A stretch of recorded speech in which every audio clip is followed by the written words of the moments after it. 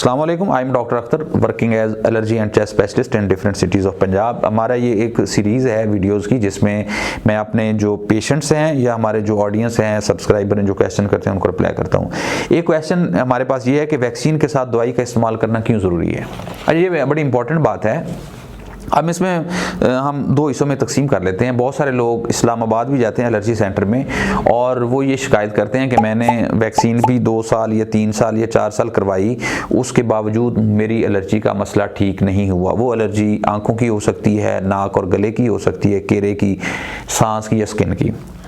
दूसरे लोग वो जो हैं वो ये कहते हैं कि हमने इधर किसी मेडिकल स्टोर से या किसी डिस्पेंसर से टीका लगवा लेते हैं स्टीरॉयड का, या कोई भी एलर्जी की गोली खा लेते हैं लाइक रिजेक्स की या मॉन्टिका या कोई भी, तो हमें वक्ती तौर पे फ़ायदा होता है, उसके बाद हमें दोबारा फिर मसला हो जाता है। अब ये दोनों कैटेगरीज बेसिकली पार्शल इलाज की तरफ जा रही हैं।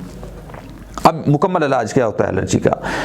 आप इस तरह समझें कि जो एलर्जी ने पहले प्रॉब्लम कर दिया आपकी जिस्म में, वो हम मेडिसिन से ठीक करते हैं। फॉर एग्जांपल किसी को एज़मा या दमा है पिछले 10 साल से, उसको सर्दियों में सांस का मसला होता है, गर्मियों में ठीक हो जाता है, फिर सर्दी में हो जाता है, फिर गर्मियों में ठीक हो जाता है, तो उसकी वजह से जो सांस की नालियाँ उनके अंदर सोजिश या इन्फ्लेमेशन हो जाती है। अब वो सोजिश जो इन्फ्लेमेशन है वक्त के साथ बढ़ती रहती है। अब जो सोजिश या इन्फ्लेमेशन है उसको हमने मेडिसिन से ठीक करना है, वो वैक्सीन ठीक नहीं करेगी। तो उसके लिए मेडिसिन का होना ज़रूरी है और वो फिर हर पर्सन में डिफरेंट होता है उसकी शिद्दत के हिसाब से। दूसरा एस्पेक्ट, फ्यूचर में प्रोटेक्शन लेनी है, उसके लिए वैक्सीन होती है। जिस तरह हम बच्चों के फांसी टीके भी लगाते हैं, वो फ्यूचर की प्रोटेक्शन है। तो अगर आप फ्यूचर में अगले साल या उससे अगले साल या अगले ज़िंदगी भर के लिए 20-25 साल के लिए एलर्जी से बचना चाहते हैं तो उसके लिए हम वैक्सीन लगा देते हैं और वैक्सीन आपको आइंदा बचाव करेगी। अगर ब्रीफली बात की जाए तो जो अभी आपके सांस के मसाइल हैं या किसी भी एलर्जी की वजह से जिस्म के अंदर प्रॉब्लम हो चुकी है पास्ट में, वो मेडिसिन से हम ठीक करते हैं। और अगर आप फ्यूचर में प्रोटेक्शन लेना चाहें तो वो उसके लिए वैक्सीन होती है। तो इसका मतलब ये है कि इन दोनों का होना ज़रूरी है। दोनों का अपना अपना काम है, मेडिसिन का अपना काम है, वैक्सीन का अपना काम है।